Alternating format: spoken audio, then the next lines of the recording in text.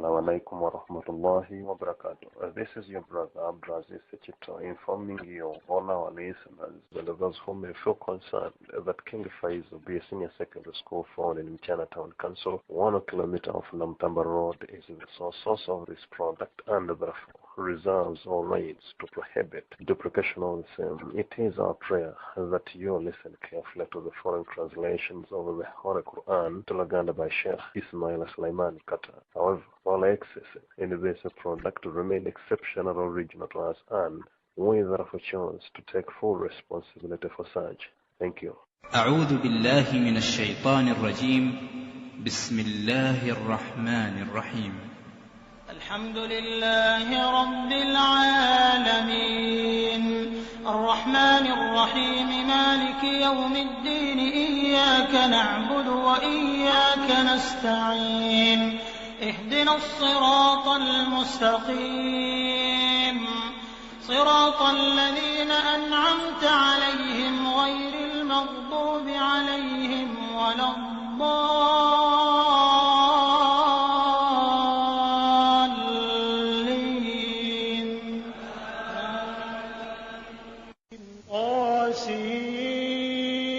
طاسين تلك آيات القرآن وكتاب مبين.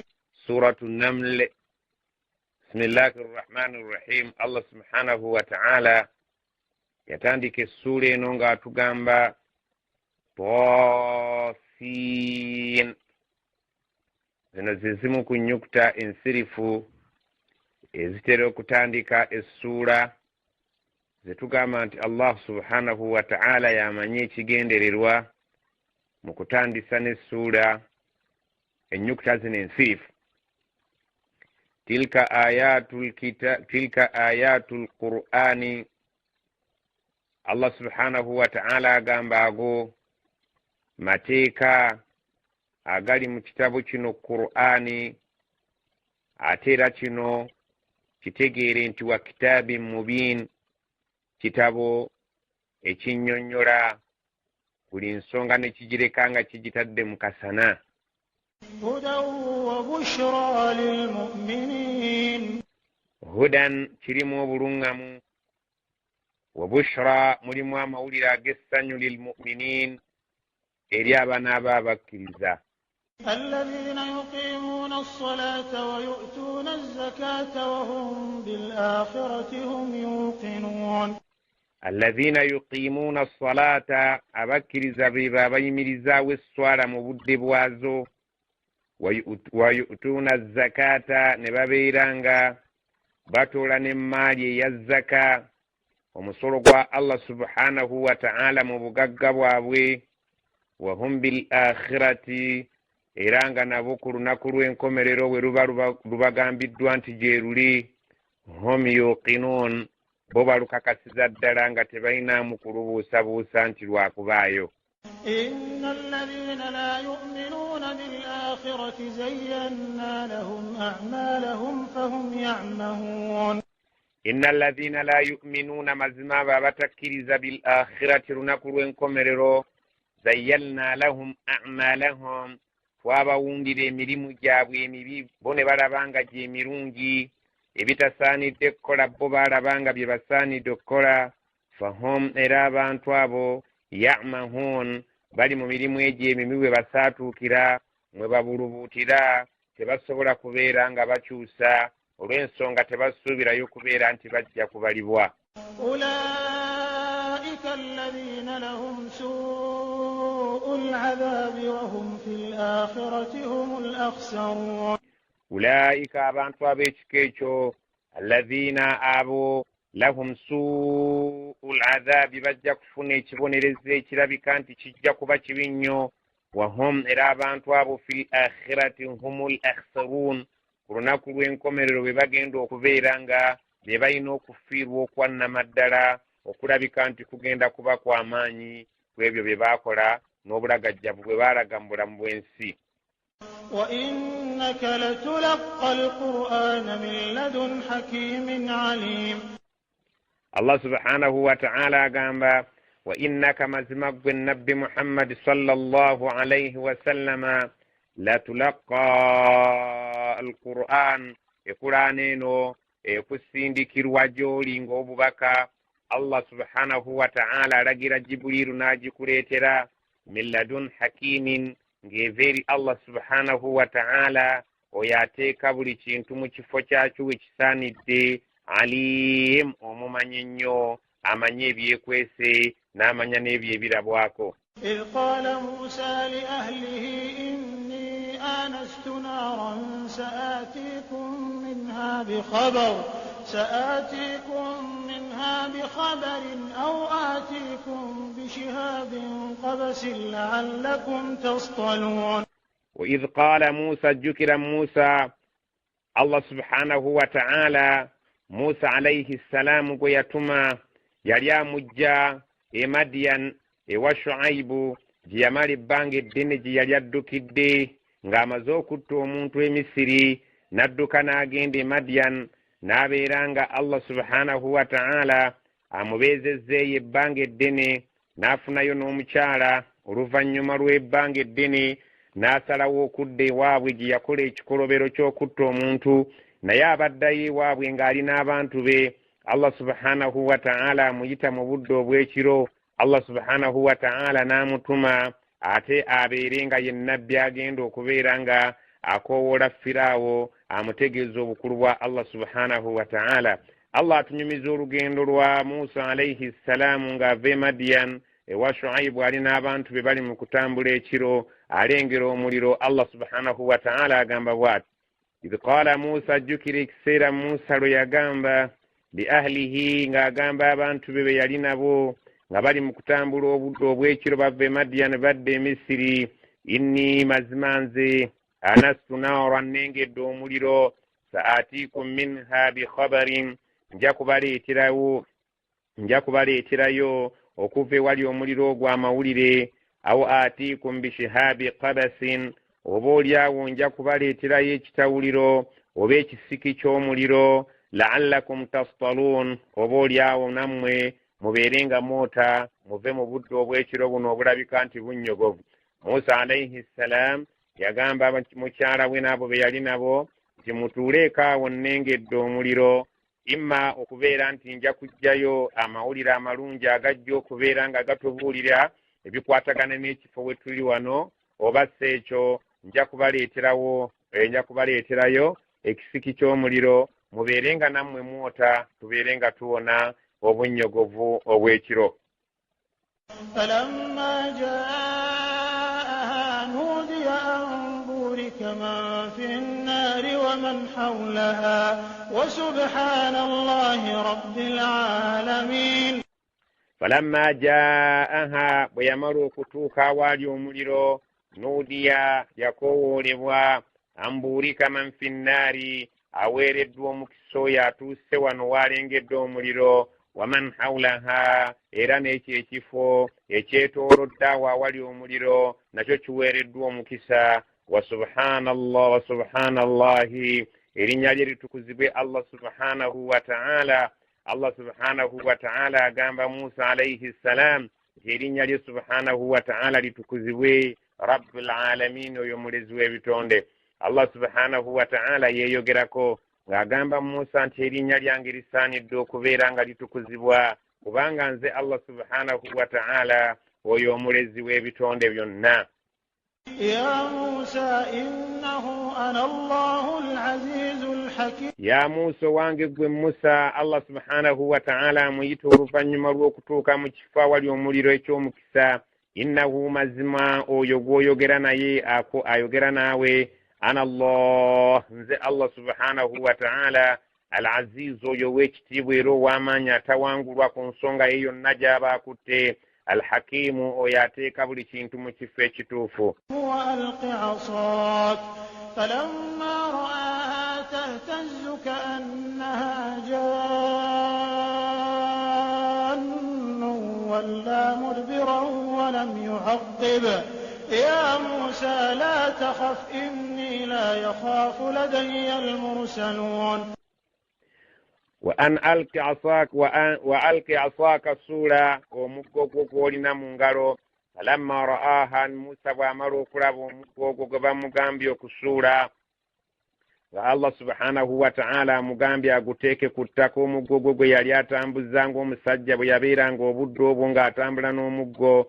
Musa bw'amala okuguteeka ku ttaka ogwali omuggo n'agulaba tahtazzu nga gwenyeenya mu ngeri ey'essimbo ka annaha jannun nga gulinga akasota akalabika nti katambuza ssimbo. Walla n'akyuka mudibiran n'akubayo amabega. Walam yu'aqqibu n'atabeera nga asobola okubeera nga akyukako emabega. Yadduka mulambaalo n'abeera nga atidde nnyo. Yatya omuggo gw'okulaba nga gufuuse omusota. Kyeyava akyuka n'ava we guli n'alagayo kakokola tondeka nnyuma. N'adduka emisinde nga tasuluddeeko na mabega. Allah subhanahu wa ta'ala agenda okulaba nga Musa abulizzaako n'amugamba ya Musa wange gwe Musa totya bw'otyo la takhaf saagala obeere nti otya okutuuka ku ekyo. Inni mazima nze la yakhaafu ladayya almursaluun abatume bentuma wendi tebabeera na kutya kwa kikanga ekyo.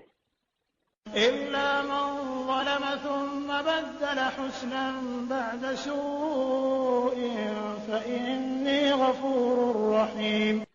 Illa okujjako man zalama omuntu yenna alibeera nga yeryazamaanyizza thumma oluvannyuma baddala husnan bada suu'in n'abeera nga omuntu oyo akoze ebirungi oluvannyuma lw'okubeera nga abadde akola ebibi. Allah subhanahu wa ta'ala agamba fa inni mazima nze ghafurun rahim ndi musonyiyi era ndi ow'ekisa omusaasize ennyo. Omuntu yenna singa anaaba yeryazamaanyizza oluvannyuma lw'obulyazamaanyi oba obadde ng'okola shiriki oba obadde ng'olyazamaanya amateeka ga Allah oluvannyuma ne weekuba mu mutima n'obeera ng'ebibyo bivuddeko kaakati osazeewo okubeera ng'oweenenyeza Allah okola ebirungi. Allah agambye nti nze ndi musonyiyi era ndi omusaasizi nja kuddiramu mu mbeera zo zonna. وأدخل يدك في جيبك تخرج بيضاء من غير سوء في 9 آيات إلى فرعون وقومه إنهم كانوا قوما فاسقين. موسى عليه السلام bamugamba ensonga endala nti wa adkhil yadaka yingiza omukono gwo fi jaibika mu kimeeme ekyo. Ekimeeme we wano we tusibira amapeesa mu kifuba. Takhruju gujja kufuluma baydaan nga gwonna gutemagana min ghairi su'in naye nga teguliiko bulwadde bwonna. Fi 9 ayatin obwo bwe bumu ku bubonero oba ogenda nabwo eri Firaawo omwenda oba ebyamagero omwenda byogenda okugenda nabyo eri Firaawo. Ila Firawuna wa qaumihi obitwale eri Firaawo n'abantu be obakakase ng'obategeeza nti nvudde eri Allah subhanahu wa ta'ala n'ekiraga nti gye nvudde ampadde ebyamagero 9 era mu byamagero ebyo omwenda mwe muli omukono ogwo gw'onooteekanga mu kimeeme ekyo n'omuggo gw'onoosuulangawo ne gufuuka omusota n'ebyamagero 7 ebirala. Innahum mazima abantu abo lwaki tukikoze bwe tutyo ogende ng'obalaga ebyamagero ebyo kaanu qauman fasiqin babadde okuva edda nga abantu boonoonyi. فلما جاءتهم آياتنا مبصرة قالوا هذا سحر مبين. فلما جاءتهم آياتنا بغامر okubajjira oba bwamala okubajjira ebyamagero byaffe bye twawa Musa bitwale eri Firaawo n'abimutwalira bw'amala obiraba mubsiratan n'abirabira ddala nga birikkiriya ebiraga nti nno byo byamagero si ddogo. Qaalu ne bagamba abakungu be nga nawo bw'anakkubwa mwali Firaawo haadha sihrun mubiin. Musa kyaleese kino situkirabangako okujja kutukakasiza ddala nti ddogo lya lwatu. وجحدوا بها واستيقنتها أنفسهم ظلما وعلوا فانظر كيف كان عاقبة المفسدين.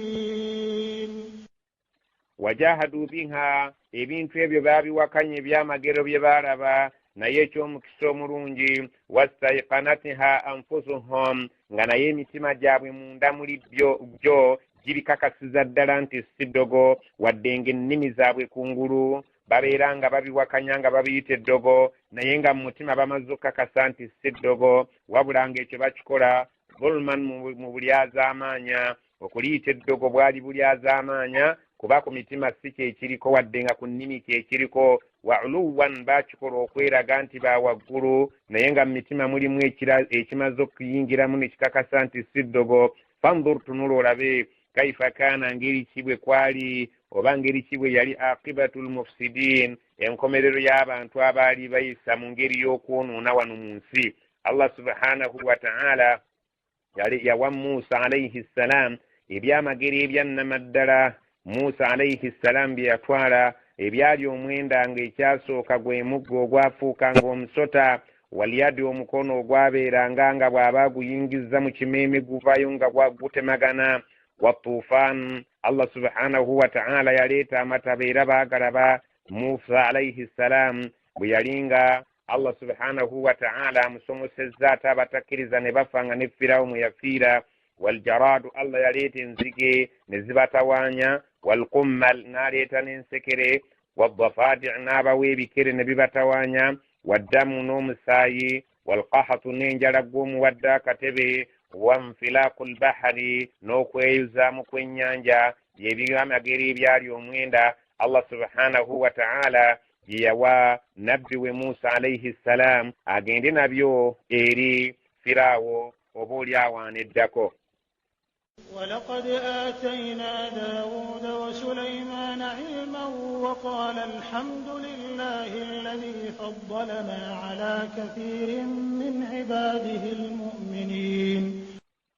الله سبحانه وتعالى قام ولقد آتينا داود أتجكر تواوى داود وسليمان نسليمان twaba wa ilman twaba okubeera nti baali basajja bayivu abaali bategeera obulungi eddiini yaabwe abaali bategeera obulungi Allah ebyo bye yabayigiriza baayiga bingi nnyo ne babeera nga basobola okubeera nga bategeera amaloboozi g'ebiwuka bategeera amaloboozi g'ebinyonyi. Allah agamba nti twababunduggulako ekyengera ky'okubeera nti baali bamanyi eddiini kwoyongereza n'ebyo bye tulabye Allah subhanahu wa ta'ala bye yabayigirizamu n'ebyensi.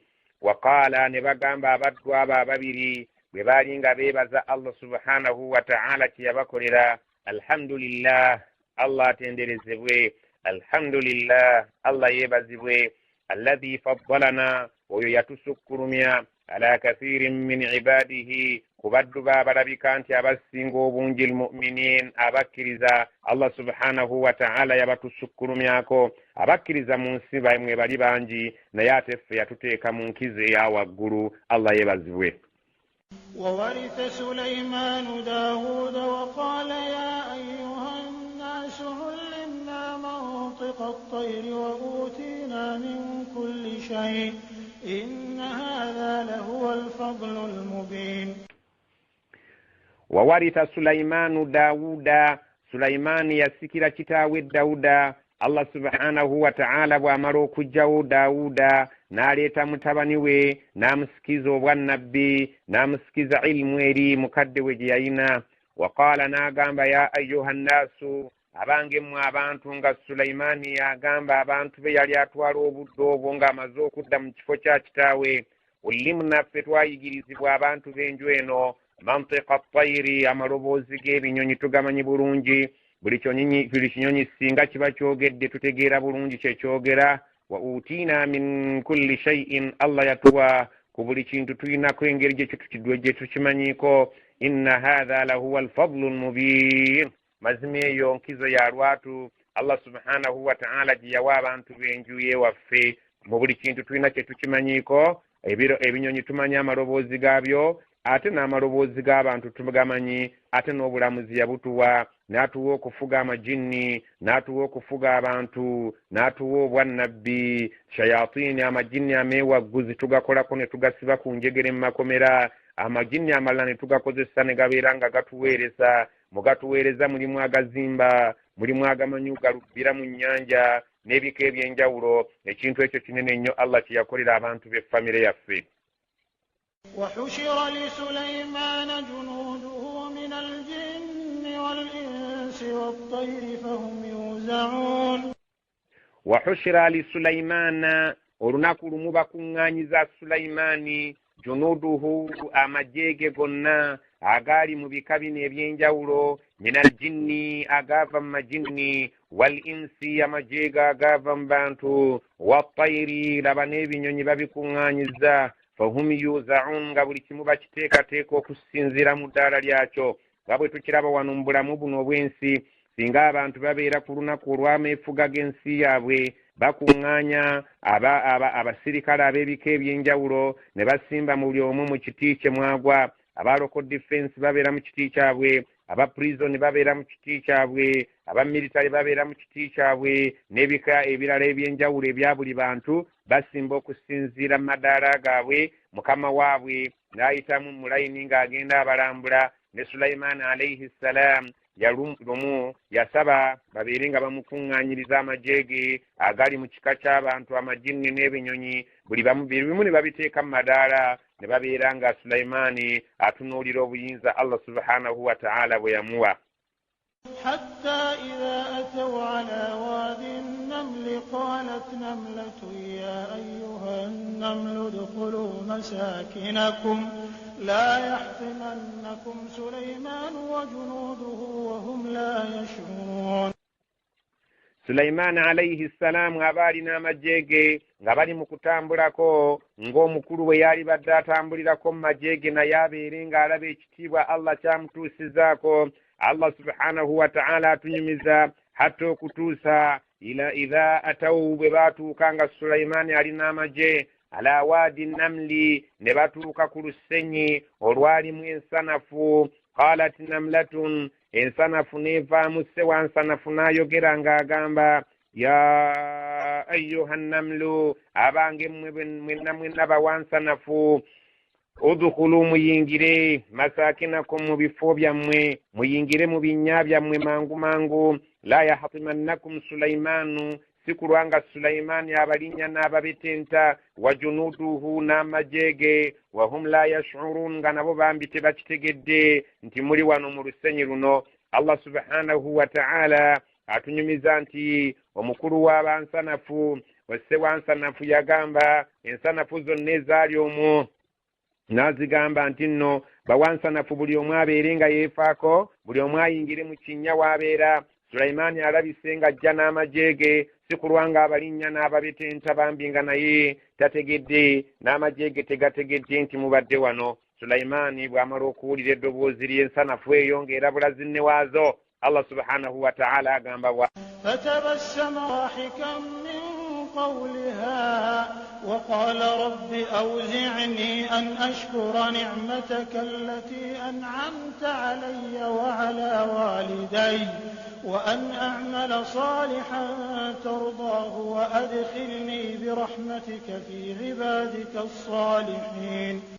فتبسم ناموينيا ضاحكا نافام نيسكو من قولها olw'ekigambo kye yawulira ekyasse wansanafu وقال ناغamba ربي katonda wange awuzini nkusaba onjigirize mu mutima gwange an ashkura ni'mataka okubeera nti nsobola okwebaza ekyengera kyonna ky'oba ompadde allati an'amta alayya ky'oba nga ompadde. Allah subhanahu wa ta'ala nteekamu amaanyi agalabika nti gampa obujjumbize mu kwebaza ku buli kyengera ky'oba ompadde. wa ala walidayya sinze nzekka wabula n'ebyengera bye wateeka ku mukadde wange ku kitange Daawuda alayhi salam wa an a'mala salihan era obeere ng'ongabira era onjigirize butya bwe nkola emirimu emirungi tarudaahu obeere ng'ojja osiima okuva gye ndi wa adkhilni birahmatika ate onnyingize olw'okusaasirako fi ibadika salihin awo awali abaddu bo abalabika nti baali balungi baakusanyusa nga bali mu bulamu bw'ensi.